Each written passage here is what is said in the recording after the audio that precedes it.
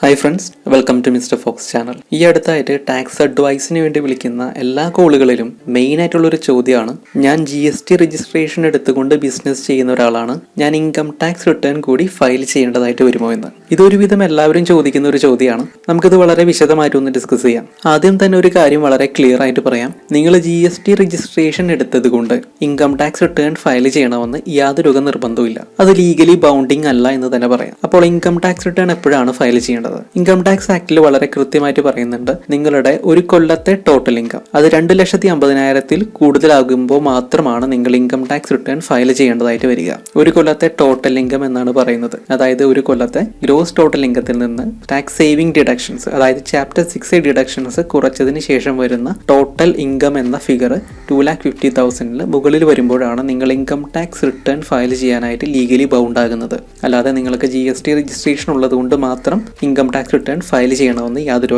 നിർബന്ധമില്ല. ഇനി നമുക്ക് ടോട്ടൽ ഇൻകം എന്നുള്ള ഫിഗർ ഒന്ന് ഡിസ്കസ് ചെയ്യാം.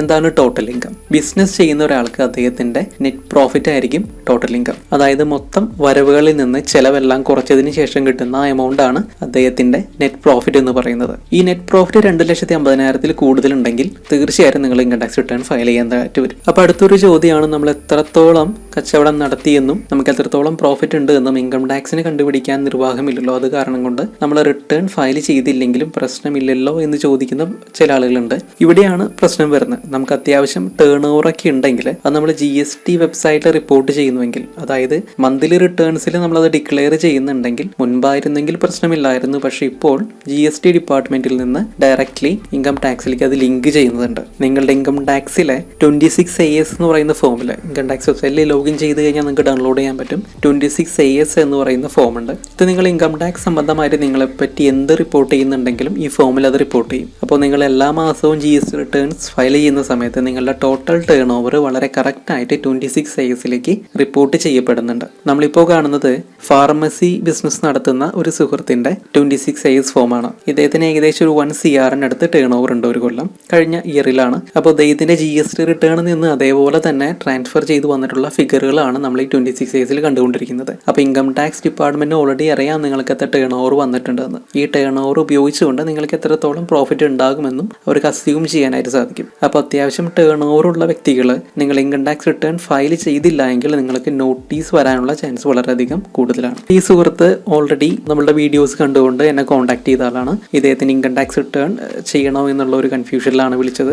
അപ്പോൾ നമ്മൾ ഇദ്ദേഹത്തിന്റെ 26 AS ചെക്ക് ചെയ്ത് നോക്കിയപ്പോൾ തീർച്ചയായിട്ടും ഇദ്ദേഹം റിട്ടേൺ ഫയൽ ചെയ്യേണ്ടതായിട്ട് വരും. നമ്മൾ റിട്ടേൺ ഫയൽ ചെയ്യാനായിട്ട് പോവുകയാണ്. ഓക്കെ, സോ നിങ്ങൾക്കും ഇതുപോലെ സിമിലർ ആയിട്ടുള്ള സിറ്റുവേഷൻ ആണെങ്കിൽ റിട്ടേൺ ഫയൽ ചെയ്യണോ വേണ്ടയോ എന്ന് നമുക്ക് ഇവിടെ തീരുമാനിക്കാവുന്നതാണ്. നിങ്ങൾക്ക് ഏകദേശം 1 CR അടുത്ത് ടേൺ ഓവർ ഉണ്ടെന്ന് കരുതുക. അതിനർത്ഥം അതിൽ താഴെയുള്ള ആളുകൾ ഫയൽ ചെയ്യേണ്ട എന്നല്ല. ഏകദേശം 1 CR അടുത്ത് നിങ്ങൾക്ക് ടേൺ ഓവർ ഉണ്ടെന്ന് വിചാരിക്കുക. അങ്ങനെയാണെങ്കിൽ ഓട്ടോമാറ്റിക്കലി 2.5 lakhs നിങ്ങൾക്ക് ഒരു ഇയർലി പ്രോഫിറ്റ് എന്തായാലും ഉണ്ടാവാനുള്ള ചാൻസ് ഉണ്ട്.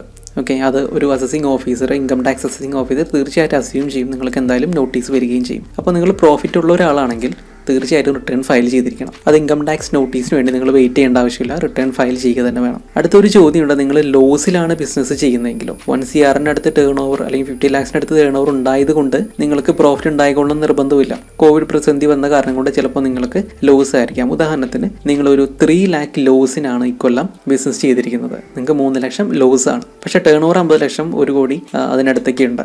ഓക്കെ, അങ്ങനെയാണെങ്കിൽ നിങ്ങൾ റിട്ടേൺ ഫയൽ ചെയ്യണമെന്നാണ്. ഇവിടെ നിങ്ങൾക്ക് ലോസ് ആണെന്ന് ഇൻകം ടാക്സ് ഓഫീസർക്ക് അറിയില്ല, അല്ലെങ്കിൽ ഇൻകം ടാക്സ് ഡിപ്പാർട്ട്മെന്റിന് അറിയില്ല. അവർ തീർച്ചയായിട്ടും നിങ്ങളുടെ ടേൺ ഓവർ കണ്ട് നോട്ടീസ് അയക്കും. അപ്പോൾ നിങ്ങളൊരു നോട്ടീസിന് വേണ്ടി വെയിറ്റ് ചെയ്യുകയാണെങ്കിൽ തീർച്ചയായിട്ടും ഇത് മണ്ടത്തരമാണ്. റിട്ടേൺ ഫയൽ ചെയ്യുന്നതാണ് നല്ലത്. രണ്ടാമത്തെ കാര്യം, നിങ്ങൾ ലോസ് ആണെങ്കിൽ തീർച്ചയായിട്ടും റിട്ടേൺ ഫയൽ ചെയ്തിരിക്കണം. കാരണം അടുത്ത കൊല്ലം നിങ്ങൾക്ക് ക്യാരി ഫോർവേഡിന്റെ ഒരു ബെനിഫിറ്റ് കിട്ടുന്നതാണ്. ഉദാഹരണത്തിന് നിങ്ങൾക്ക് ഈ കൊല്ലം 3 lakhs ആണ് ലോസ് എന്ന് പറഞ്ഞു. അത് അടുത്ത കൊല്ലത്തേക്ക് ക്യാരി ഫോർവേഡ് ചെയ്യാവുന്നതാണ്. ഇത് റിട്ടേൺ ഫയൽ ചെയ്താൽ മാത്രം കിട്ടുന്ന ഒരു ഓപ്ഷനാണ്. ഇപ്പോൾ ഈ 3 lakhs നമ്മൾ അടുത്ത കൊല്ലത്തേക്ക് ക്യാരി ഫോർവേഡ് ചെയ്യുകയാണെങ്കിൽ അടുത്ത കൊല്ലത്തെ പ്രോഫിറ്റിൽ നിന്ന് നമുക്കത് കുറച്ച് ബാലൻസ് ഉള്ള എമൗണ്ടിൽ മാത്രം ടാക്സ് അടച്ചാൽ മതിയാവും. സോ ഇപ്പോൾ നമ്മൾ റിട്ടേൺ ഫയൽ ചെയ്യുകയാണെങ്കിൽ അടുത്ത കൊല്ലത്തെ ടാക്സ് നിങ്ങൾക്ക് കുറയ്ക്കാൻ സാധിക്കുന്നതാണ്. ഇത് 8 കൊല്ലം വരെ നമുക്ക് ക്യാരി ഫോർവേഡ് ചെയ്യാനായിട്ട് സാധിക്കും. ഒരു എക്സാമ്പിൾ വേണമെങ്കിൽ പറയാം. അടുത്ത കൊല്ലം നിങ്ങൾക്ക് ഒരു 5 ലക്ഷം പ്രോഫിറ്റ് ഉണ്ടെന്ന് വിചാരിക്കാം. ഈ കൊല്ലം നിങ്ങൾക്ക് 3 ലക്ഷം ലോസ് ആയിരുന്നു.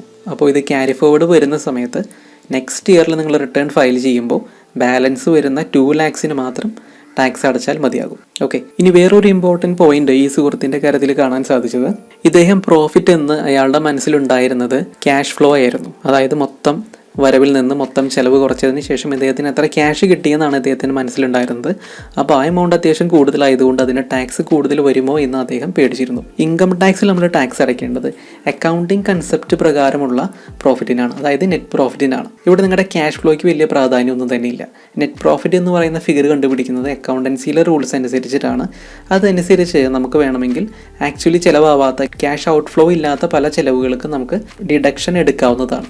ഉദാഹരണത്തിന് ഡിപ്രീസിയേഷൻ, നിങ്ങൾക്ക് കയ്യിൽ നിന്ന് ക്യാഷ് പോകുന്ന ഒരു എക്സ്പെൻസ് അല്ല, പക്ഷേ നമ്മുടെ കയ്യിലുള്ള ഫിക്സഡ് അസറ്റ്സിന് ഒരു പെർസെൻറ്റേജ് ഉപയോഗിച്ചുകൊണ്ട് നമുക്ക് എക്സ്പെൻസ് കണ്ടുകൊണ്ട് ഡിഡക്ഷൻ എടുക്കാവുന്നതാണ്. അപ്പോൾ ഈ സുഹൃത്തിൻ്റെ കേസിൽ അങ്ങനെ ഡിഡക്ഷൻ എടുത്തു വന്നപ്പോൾ ആൾക്കുണ്ടായിരുന്ന പ്രോഫിറ്റ് അത് ലോസായി മാറുകയാണ് ചെയ്തത്. അദ്ദേഹത്തിന് ഈ കൊല്ലം ടാക്സ് ഒന്നും അടയ്ക്കേണ്ടതായിട്ടും വരുന്നില്ല. അപ്പോൾ അക്കൗണ്ട്സ് പ്രോഫിറ്റ് എത്രയാണെന്ന് അറിയണമെന്നുണ്ടെങ്കിൽ നിങ്ങളുടെ നെറ്റ് പ്രോഫിറ്റ് കണക്കാക്കണം. പ്രോഫിറ്റ് ആൻഡ് ലോസ് അക്കൗണ്ടും ബാലൻസ് ഷീറ്റും കറക്റ്റായിട്ട് പ്രിപ്പയർ ചെയ്താൽ മാത്രമാണ് നല്ലൊരു ക്ലിയർ പിക്ചർ കിട്ടുകയുള്ളൂ. അപ്പോൾ ഇങ്ങനെ ലോസിലേക്കാണ് നിങ്ങൾ വരുന്നതെങ്കിൽ തീർച്ചയായിട്ടും അത് റിട്ടേൺ ഫയൽ ചെയ്യുമ്പോൾ നമുക്ക് അടുത്ത കൊല്ലം ക്യാരി ഫോർവേഡ് ബെനിഫിറ്റും കിട്ടുന്നതായിരിക്കും. നെക്സ്റ്റ് ഒരു ഇമ്പോർട്ടൻറ്റ് പോയിന്റ് എന്ന് പറയുന്നത്, നിങ്ങൾ ബിസിനസ്മാൻ ആണെങ്കിൽ തീർച്ചയായിട്ടും നിങ്ങൾക്ക് ഭാവിയിൽ ബിസിനസ് ലോൺസ് ആവശ്യമായിട്ട് വരികയോ അല്ലെങ്കിൽ ഗവൺമെൻറ്റിൽ നിന്ന് എന്തെങ്കിലും സബ്സിഡീസോ ബെനിഫിറ്റുകളോ കിട്ടാൻ സാധ്യതയുണ്ട്. അങ്ങനെ വരുന്ന സിറ്റുവേഷൻസിൽ ഇൻകം ടാക്സ് റിട്ടേൺ ഫയൽ ചെയ്ത ഡോക്യുമെൻറ്റ്സ് വളരെ ഇമ്പോർട്ടൻ്റ് ആണ്. ഇതില്ലാതെ ബാങ്ക് ലോണോ ഗവൺമെൻറ് ബെനിഫിറ്റ്സ് ഒന്നും തന്നെ നിങ്ങൾക്ക് കിട്ടില്ല. അത് കാരണം കൊണ്ട് നിങ്ങളൊരു ബിസിനസ് ചെയ്യുന്ന ആളാണെങ്കിൽ sooner or later, just A matter of time, നിങ്ങൾ ഇൻകം ടാക്സ് റിട്ടേൺ ഫയൽ ചെയ്യേണ്ടതായിട്ട് വരും. സോ വളരെ പെട്ടെന്ന് നിങ്ങൾ അത്യാവശ്യം ടേൺ ഓവർ ഉള്ള ആളുകളാണെങ്കിൽ തീർച്ചയായിട്ടും റിട്ടേൺ ഫയൽ ചെയ്ത് തുടങ്ങേണ്ട സമയം തന്നെയാണ്. ഡൗട്ട്സ് എല്ലാം ക്ലിയർ ആയി എന്ന് പ്രതീക്ഷിക്കുന്നു. കൂടുതൽ സംശയങ്ങളുണ്ടെങ്കിൽ താഴെ കാണുന്ന വാട്സാപ്പ് നമ്പറിൽ നിങ്ങൾക്ക് കോൺടാക്ട് ചെയ്യാവുന്നതാണ്. Thanks for watching this video.